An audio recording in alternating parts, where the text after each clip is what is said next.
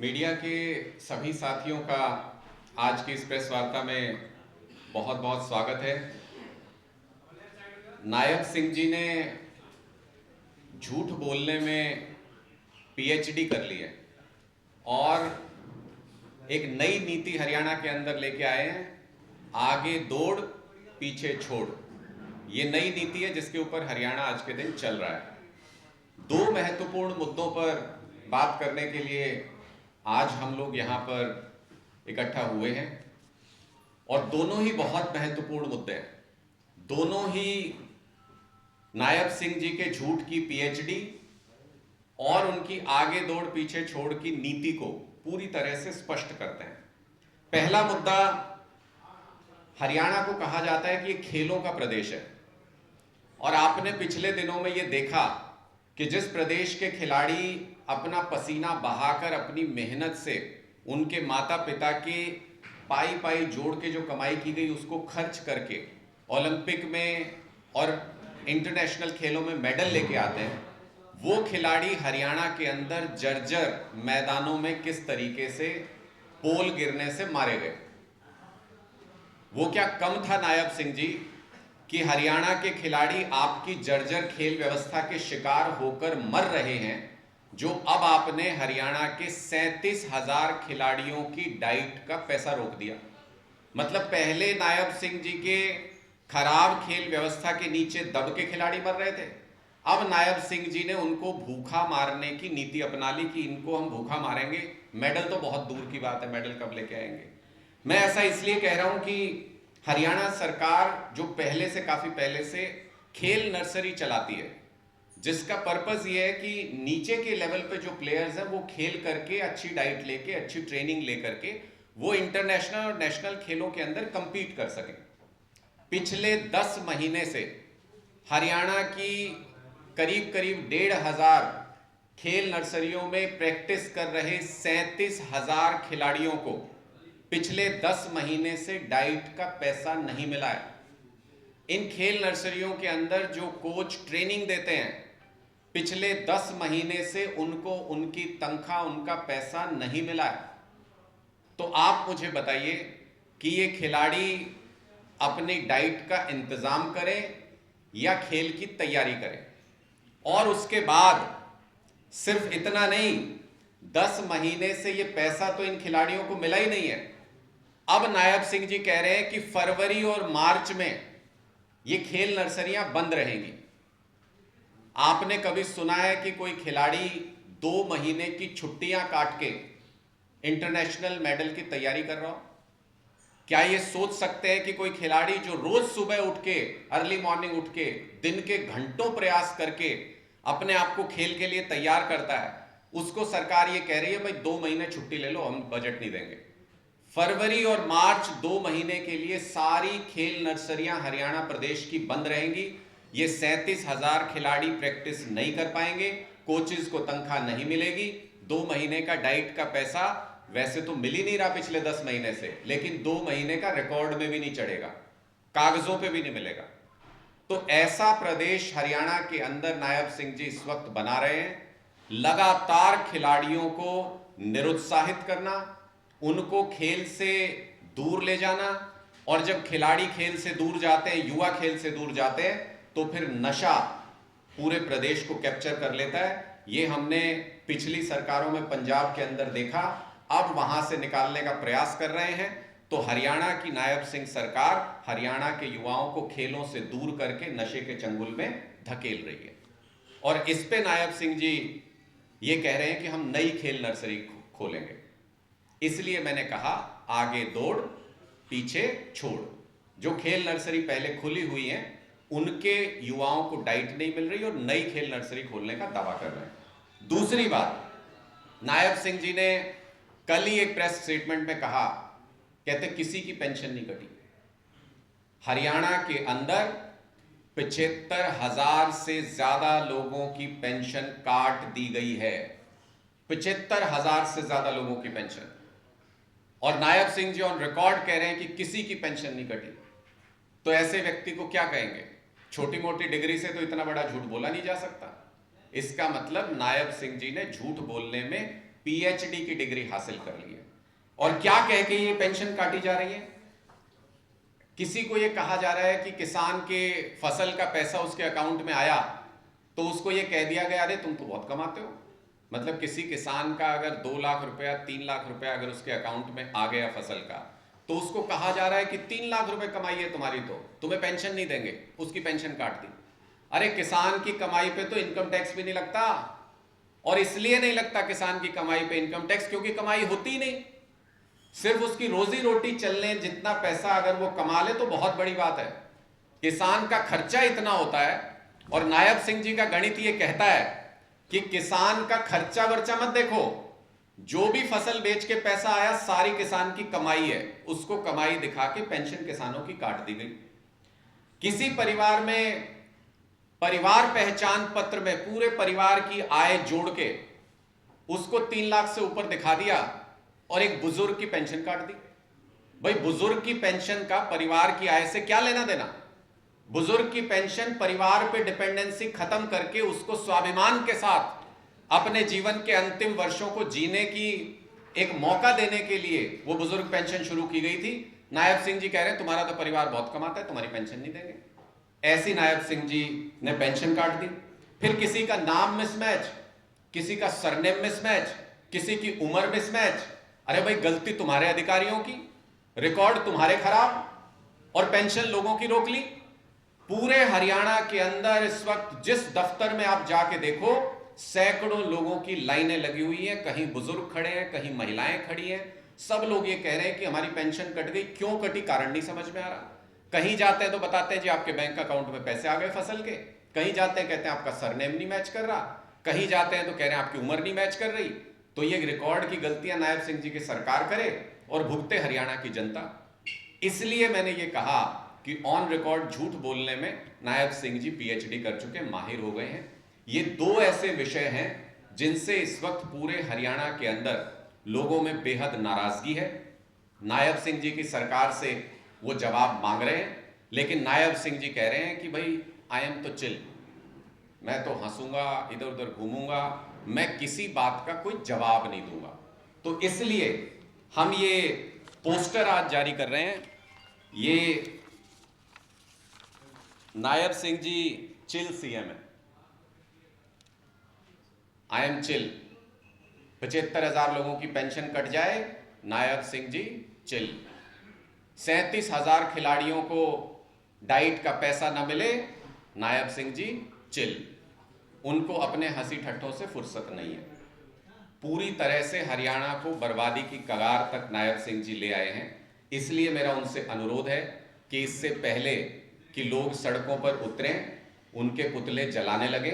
ये लोगों की मूलभूत समस्याएं हैं, इनकी तरफ उनको ध्यान देना चाहिए और इन पे उनको लगातार काम करना चाहिए। ऐसी हम नायब सिंह जी से उम्मीद करते हैं। और जो 60 करोड़ रुपया खिलाड़ियों की डाइट का उनकी सरकार ने रोका हुआ है, उसको वो तुरंत प्रभाव से जारी करें। किसानों की आय को, किसानों की जो फसल की बिक्री है उसको आय मानना बंद करें और सभी किसानों की पेंशन दोबारा से बहाल की जाए। ये 2 महत्वपूर्ण मुद्दों पे आज हम बात करना चाहते थे। इसके अलावा अगर कोई भी मुद्दा है, कोई सवाल है तो आप प्लीज पूछ सकते हैं। जो आप कह रहे हो नायब जी चिल कर रहे हो, तो पंजाब में घूम रहे हैं, खूब रैलियां कर रहे हैं। मैं तभी तो कह रहा हूँ वो चिल कर रहे हैं। अरे भाई जिस प्रदेश के अंदर 75,000 लोगों की पेंशन कट जाए, जिस प्रदेश का किसान त्राहिमाम कर रहा हो, जिस प्रदेश के अंदर महिलाएं अपने आप को असुरक्षित महसूस कर रही हो, जिस प्रदेश के अंदर नशा लगातार बढ़ रहा हो, जिस प्रदेश का युवा रोजगार के लिए एचपीएससी दफ्तर के बाहर अभी भी बैठे होंगे। 1700 पोस्ट निकली थी अभी एचपीएससी की, उसमें से सिर्फ 39 भर्ती किए हैं।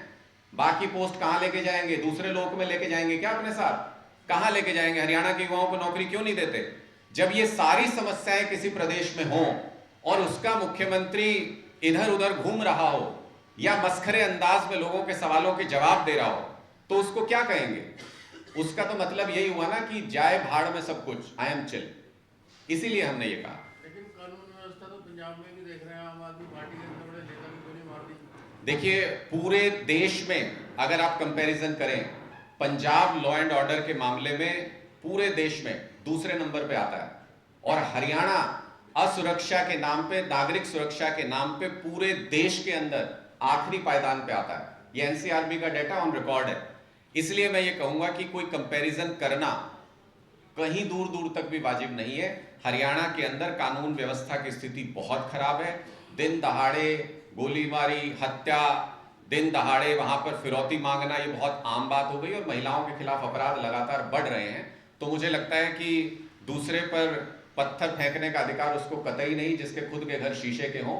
नायब सिंह जी को पहले हरियाणा के अंदर कानून व्यवस्था को दुरुस्त करना चाहिए। दो बच्चों की डेथ हुई थी। अभी कुछ दिन पहले एसवाई को लेकर दोनों मुख्यमंत्री एक साथ बैठे थे। पंजाब का टेक पहले बड़ा क्लियर था कि एक बूंद पानी नहीं दिया जाएगा। अब इतना बड़ा सेंसिटिव मुद्दा जो कि सुप्रीम कोर्ट से लेकर सेंटर की इंटरवेंशन के बाद जो है दोनों मुख्यमंत्री आते हैं और कहते हैं कि अधिकारी इसको रिजॉल्व करेंगे।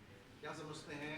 देखिए, मुझे लगता है कि इस मुद्दे के ऊपर बहुत बार हम लोगों ने चर्चा की है। एक ही कमी है इस मुद्दे के अंदर जिसकी वजह से समाधान नहीं हो रहा है। आप समझ लीजिए, परिवार के दो भाइयों के बीच में झगड़ा हो और जब तक पिता बीच में नहीं बैठेगा तब तक समझौते के चांसेस नहीं होते हैं। और पिताजी जो हैं आजकल वो एप्स्टीन फाइल्स के दबाव में हैं, अमेरिका के सामने घुटने टेके हुए हैं, उनको अपनी मुसीबतों से छुटकारा नहीं मिल रहा। आप कहते हो जाके हरियाणा और पंजाब की समस्या सुलझाओ, तो भाई आप ये मोदी जी से गलत उम्मीद कर रहे हो। मोदी जी हरियाणा के अंदर रैली में बोल के गए थे कि पाकिस्तान का पानी रोक के पंजाब को, हरियाणा को, राजस्थान को दे दूंगा। वो पाकिस्तान पानी जा रहा है दुश्मन देश में, लेकिन हरियाणा के अंदर पानी नहीं देना चाहते मोदी जी। इसलिए ना वो किसी मीटिंग में आते, ना उनका इस मुद्दे पे कोई इंटरेस्ट। वहीं पे सुई अटकी हुई है। वो कहते हैं ना, वहीं पे कृपा अटकी हुई है, तो कृपा वहीं अटकी हुई है, मोदी जी से ही निकलेगी। एप्स्टीन फाइल का आपने सही नाम लिया। देश के कई ब्यूरोक्रेट्स के नाम आ रहे हैं उसमें, प्राइम मिनिस्टर का नाम उसमें आ रहा है, लेकिन सरकार के अंदर से कोई इस पे हलचल नहीं है, किसी भी तरीके का रिएक्शन नहीं है। देखिए, मुझे लगता है कि ये बहुत ही दुर्भाग्यपूर्ण बात है। एप्स्टीन, पहले तो ये समझिए कि एप्स्टीन कौन व्यक्ति है। वो एक ऐसा व्यक्ति है, एक ऐसा निर्दयी, एक ऐसा घटिया मानसिकता वाला व्यक्ति है जो छोटी बच्चियों के साथ कुकर्म के काम करने और तमाम जो पार्टियां अरेंज वो करता था उसमें शामिल है। उसकी जितनी भर्त्सना की जाए, मतलब कोई इंसान कहने लायक भी व्यक्ति नहीं है वो। मैं ये सोच के बहुत परेशान हो जाता हूं कई बार कि हमारे देश के प्रधानमंत्री, भारत के प्रधानमंत्री का किसी भी मायने में ऐसे किसी व्यक्ति के साथ नाम का जुड़ना जो बच्चियों के साथ कुकर्म का दोषी हो, जिसके ऊपर इतना बड़ा आपराधिक आरोप लगा, जो साबित भी हुआ, ऐसे किसी व्यक्ति के साथ प्रधानमंत्री जी का नाम जुड़े, ये बहुत ही दुर्भाग्यपूर्ण है। इस पे सरकार को स्पष्टीकरण देना चाहिए। लेकिन उसके एवज में क्या करते हैं, संजय सिंह जी ने सदन के अंदर पूछ लिया कि भाई एप्स्टीन फाइल के ऊपर कोई अपना जवाब दीजिए, बताए सरकार। तो संजय सिंह जी को ही प्रधानमंत्री खुद अपने मुंह से उनके ऊपर पर्सनल हमले, केजरीवाल जी के ऊपर पर्सनल हमले उन्होंने शुरू कर दिए। क्यों भाई, ऐसा क्या दर्द है? एप्स्टीन फाइल का नाम ले लिया तो क्यों इतने परेशान होते हो? इसी से पता चलता है कि जो कई अनसुलझी गुत्थियां हैं पिछले कुछ समय से, देश के लोगों को आज तक नहीं पता चला कि जब हम युद्ध जीत रहे थे पाकिस्तान के साथ तो हमने सीज फायर क्यों कर लिया। तब भी लोगों के मन में संदेह था कि ऐसा अमेरिका के पास क्या है कि वो वहां से ट्वीट करके अनाउंस करते हैं और यहां प्रधानमंत्री को वो बात माननी पड़ जाती है। अब जब ये ट्रेड डील हुई है, देश के लोगों के मन में फिर से यही है, अरे कोई भारत का तेल मंत्री कोई ट्रंप थोड़ी है जो वो वहां से आदेश दे देगा कि हम रशिया से तेल नहीं खरीदेंगे। ये काम मोदी जी का है। अगर ये ट्रंप अनाउंस करे, और आज भी जो समझौते का जो मसौदा आया है सामने, उसमें भारत के किसानों को शिकारी चंगुल में फेंक दिया है पूरी तरह से भारत की सरकार ने, मोदी जी ने। वो स्पष्ट तौर पे उसमें नजर आता है। उसमें साफ लिखा गया है सारी टैरिफ की शर्तें हमने अमेरिका की मान ली, उनके सारे प्रोडक्ट्स के लिए हमने टैरिफ जीरो कर दिया, उनके लिए हमने कृषि क्षेत्र तक खोल दिया, हमारे किसान को बर्बाद कर दिया। इतने सालों से, आजादी से लेकर अभी तक किसी पार्टी की सरकार रही हो, हमने हमेशा अपने किसानों को बचाया, क्योंकि भारत में किसानी ये कोई व्यवसाय नहीं है। छोटे छोटे किसान, 1-1, 2-2 एकड़ के किसान हैं, उनके प्रोडक्ट्स को अगर बड़ी बड़ी मल्टीनेशनल कंपनियों के प्रोडक्ट से कंपेयर करना पड़ेगा तो वो तो खत्म, वो तो मर जाएगा। तो इसका मतलब मोदी जी की कोई ना कोई कमजोरी यूएस के हाथ में है, जिसके जरिए वो कॉम्प्रोमाइज हो गए हैं। हम ये बहुत गंभीरता से ये आरोप लगा रहे हैं। देश को इस विषय में चिंतन करना चाहिए। लोग इस बारे में सोच रहे हैं कि अमेरिका के दबाव में देश के प्रधानमंत्री काम कर रहे हैं। राणा साहब, आपने कहा कि क्राइम में हरियाणा के हालात बेकार है, पंजाब अच्छा है। ये जो बुढ़ापा पेंशन है, अगर हरियाणा पंजाब को कंपेयर करें, पंजाब में कितनी पेंशन है, हरियाणा पंजाब में किसकी बुढ़ापा पेंशन उनका बेहतर मांगते हैं, पंजाब में कितने तक का क्राइटेरिया, कितनी सैलरी होगी 30 साल? देखिए, मुझे लगता है कि अगर आप ओवरऑल किसी भी योजना में, मैं कहता हूं कि अगर आप कंपैरिजन करें, किसी भी योजना में अगर आप कंपैरिजन करें, मेरे पास रेडी डाटा नहीं होगा अभी, तो नंबर शायद मैं आपके साथ शेयर नहीं कर पाऊंगा, लेकिन किसी भी योजना में आप कंपेयर करें, किसानों के किसी भी उत्पाद के रेट में अगर आप कंपैरिजन करें, मेडिकल सुविधाएं लोगों को देने में अगर आप कंपैरिजन करें, किसी भी एक योजना को उठा लीजिए और कंपैरिजन कर लीजिए, पंजाब के आंकड़े हरियाणा से कहीं बेहतर हैं। बुढ़ापा पेंशन, मैं वही कह रहा हूं, मेरे पास एग्जैक्ट नंबर्स अभी नहीं है, ये नंबर मैं आपको भेज दूंगा कि कितने लोगों को मिलती है और कितने मिलती है। अच्छा, मुझे ये बताओ, चलो मैं आपसे सवाल कर लेता हूं और जवाब भी दे देता हूं, उसी सवाल में मेरा जवाब भी शामिल है। हरियाणा के अंदर अगर कोई बुजुर्ग बीमार हो जाए, उसका खर्चा कितना आएगा अस्पताल में? पंजाब के अंदर 0 आता है। हरियाणा के अंदर किसी बुजुर्ग के घर का बिजली का बिल कितना आता है? पंजाब के अंदर 0 आता है। हरियाणा के अंदर किसी महिला को अगर बस में ट्रेवल करना हो तो ट्रेवल का खर्चा आता है, पंजाब में ये खर्चा 0 है। मैं उसी पे आ रहा हूं। किसी बुजुर्ग को स्वाभिमान के साथ अपना जीवन जीने के लिए जो खर्चे करने पड़ते हैं, उन सारे खर्चों के पैरामीटर पर पंजाब के अंदर लगभग 0 खर्चा उनका है, और हरियाणा के अंदर महंगाई इस वक्त चरम पे है, आम आदमी के खर्चे चरम पे हैं। तो ऐसे में अगर आप कंपैरिजन करेंगे दोनों प्रदेशों का, अगर आप नंबर्स मुझसे कहेंगे तो मैं आपको नंबर्स अलग से भेज दूंगा।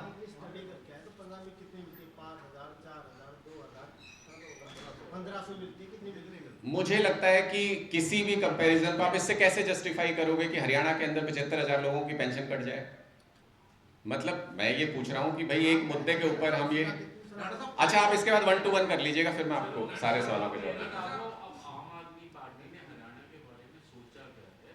आप लोग पिछले 10 साल से स्ट्रगल कर रहे हैं किसी तरह खड़ा होने की। एक आधा आदमी आपका जीत के आता है, वो भाजपा में जाके बैठ जाता है, तेरा फायदा ले जाता है, और 2 लोग आपके जीत के आपने जो मलाई खानी खा ली बेचारे, उसके बाद अपना हिसाब किताब। देखिए, मुझे लगता है कि 2 चीजें बहुत स्पष्ट हैं कि 2 चीजें, हाँ जी, 2 चीजें बहुत स्पष्ट हैं कि हरियाणा के अंदर अभी 5 साल सरकार चलाने की जिम्मेदारी भारतीय जनता पार्टी के पास है। तो 5 साल हरियाणा में क्या करना है, ये सोचना भारतीय जनता पार्टी का काम है।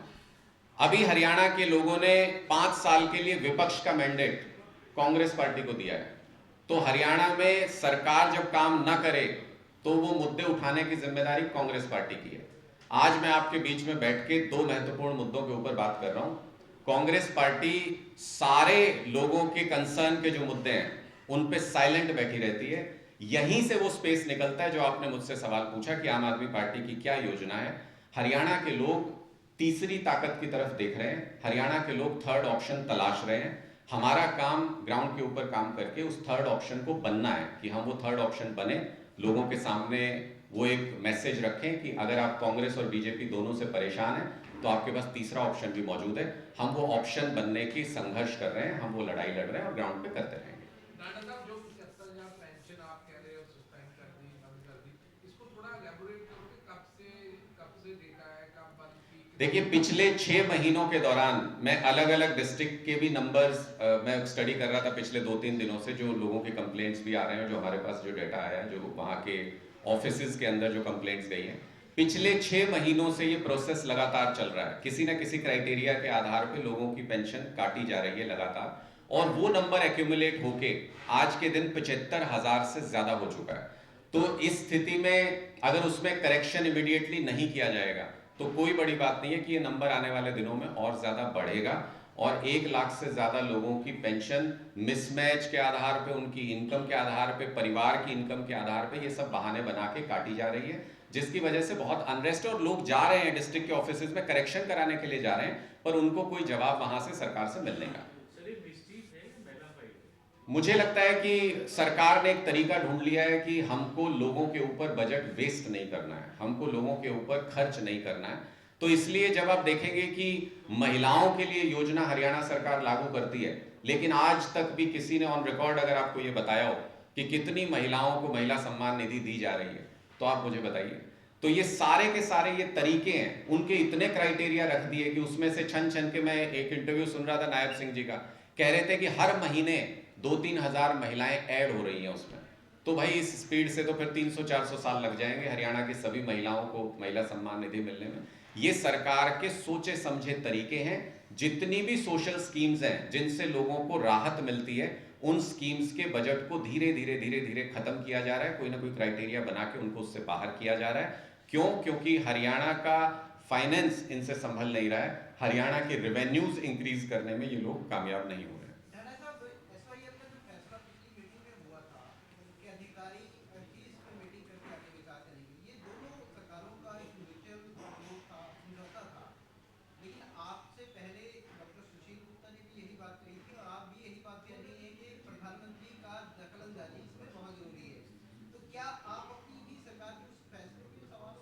देखिए, ये निश्चित तौर पे दोनों प्रदेशों को मिलके इस मामले के ऊपर काम करना है और दोनों प्रदेश गंभीर हैं इसको लेकर के, इसलिए उनके ऑफिसर्स भी आपस में बात करेंगे, इसमें कोई दो राय नहीं है। लेकिन मैंने तो ये कहा कि कोई भी जब दो भाइयों की लड़ाई होती है, मैं फिर उसी उदाहरण पे आता हूँ, आप 10 वकील रख लीजिए, 10 लोग उस भाई के साथ लग जाएं, 10 उसके साथ लग जाएं, पंचायत कर लें, मामला नहीं सुलझेगा जब तक पिता बीच में नहीं बैठेगा। जब पंचायत भी बैठेगी तो कहेंगे भाई इनके पिता को बुलाओ पहले यहाँ। जब तक प्रधानमंत्री नहीं चाहेंगे, और प्रधानमंत्री जी की ये सोची समझी नीति है कि उनको प्रदेशों को लड़ाना है, उनको जातियों को लड़ाना है, उनको धर्मों को लड़ाना है और उस लड़ाई की आंच पर अपनी राजनीतिक रोटियां सेकनी है। ये भारतीय जनता पार्टी की सोची समझी रणनीति है, जिसके तहत कभी भी वो इन मामलों का समाधान नहीं होने देंगे। वैसे सैनी साहब ये कह रहे हैं कि पंजाब में तो कॉलोनियां कितनी शुरू होगी नहर के उसके रास्ते पे, मुझे जानकारी नहीं है, आप बता रहे हैं। सर सरकार तो आपकी है। मैं कह रहा हूँ सैनी साहब पंजाब में दौरा कर रहे हैं, वो कह रहे हैं कि हमारे तो पंजाब में भी सरकार, हमारे तो पंजाब में सरकार बनाएंगे, कमल खिलाएंगे, आप कह रहे हैं हरियाणा में विकल्प तलाश रहे हैं। मैंने इसीलिए आज की प्रेस कॉन्फ्रेंस जब मैंने शुरू की, आपने वो कहावत सुनी है, घर में नहीं दाने, नायब सिंह जी के साथ वही काम है कि उनसे घर नहीं संभल रहा है और वो इधर उधर घूम रहे हैं। ये हरियाणा के लोगों के लिए बहुत दुर्भाग्यपूर्ण है कि उनके मुख्यमंत्री को उनकी चिंता नहीं है, उनके मुद्दों के लिए उनके पास समय नहीं है। रात को 1:30 बजे बताते हैं कि लोगों से मिलता हूं मैं, वीडियो उसके जारी करवाते हैं, और महिलाएं सरेआम दफ्तरों पे खड़े खड़े ये कह रही हैं कि हमने तो 10 बार पूछ लिया, हमसे मिल लो, हमारी पेंशन काटती है, हमें पैसा नहीं मिल रहा। खिलाड़ी जिसकी मौत हो गई, 2 खिलाड़ियों की मौत हुई बास्केटबॉल पोल के नीचे, आपने पता किया कि मुख्यमंत्री उनसे कब मिले या नहीं मिले? आपने कभी जाना? अरे अगर हमारे देश के, हमारे प्रदेश के नेशनल खिलाड़ियों के से मिलने का, जिनकी मौत हो जाए, उनके परिवार से मिलने का अगर मुख्यमंत्री के पास समय नहीं है, तो रात को 1:30 बजे लोगों से मिलने की नौटंकी काम नहीं आएगी। ये सरासर साफ दिखाता है कि नायब सिंह जी गंभीर नहीं है।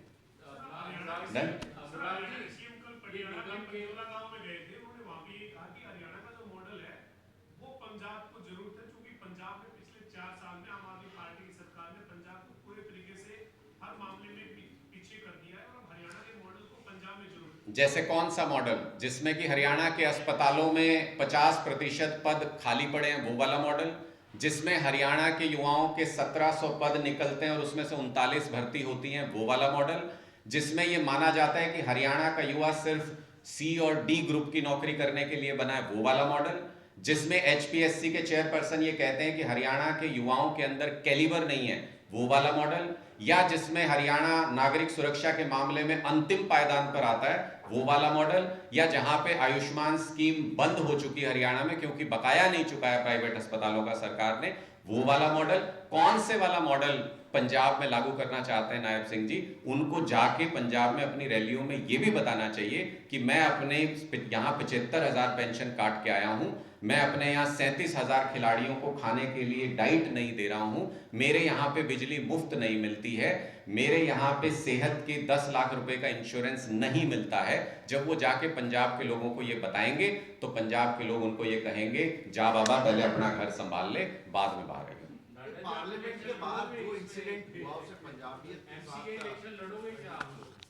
ये जो 7 जगह पे चुनाव हाँ जी, मेरे ख्याल से वो बता चुके हैं, अनाउंस किया था सुशील जी ने, वो लड़ेंगे सब जगह पे। 3 जगह पे पार्लियामेंट के बाद इंसिडेंट हुआ राहुल गांधी के साथ रवनीत सिंह बिट्टू का, इस तरीके से पंजाबियत और तमाम धर्म के साथ इसको जोड़ा जा रहा है, क्या कहेंगे? देखिए, क्या आपको ये नहीं लगता है कि जब भी कोई गंभीर विषय देश के सामने आता है तब राहुल गांधी जी उसको डाइवर्ट करने के लिए बहाने ढूंढते हैं? आज एब्स्टिन फाइल पे सब एकजुट होकर के सवाल पूछने की बजाय, जब पूरा देश ये जानना चाहता है कि एब्स्टिन से मोदी जी का क्या रिश्ता है, ऐसे समय पे राहुल गांधी जी लगातार बहस को डाइवर्ट करने का प्रयास करते हैं। कभी वो किताब लेकर के आते हैं कि देखिए इसमें चाइना के बॉर्डर का जिक्र है, ताकि आज उस पर चर्चा हो, इस पे 10 दिन बाद भी चर्चा हो सकती थी, इस पे 20 दिन बाद भी चर्चा हो सकती थी। कभी वो जानबूझ के कैमरों की मौजूदगी में कोई ऐसा कमेंट करते हैं जिसके ऊपर बहस होने लगे और डाइवर्ट हो जाए एब्स्टिन फाइल से। क्या ये सोची समझी रणनीति आपको नजर नहीं आती है कि मोदी जी जब भी किसी भंवर में फंसते हैं, जैसे जब भारत पाकिस्तान का युद्ध चल रहा था और सीज फायर हुआ तो सारा देश पूछ रहा था यार मोदी जी को क्या हो गया, क्यों कर लिया है सीज फायर, हम तो जीत रहे थे। और राहुल गांधी जी क्या पूछ रहे थे, भाई हमारे कितने प्लेन गिर गए, मुझे ये बताओ, मुझे और कुछ नहीं जानना। तो राहुल गांधी जी बहस को डाइवर्ट करने का काम करते हैं। बीजेपी के एजेंट के तौर पे कांग्रेस पार्टी काम कर रही है। ये दोनों एक ही सिक्के के दो पहलू हैं। Thank you.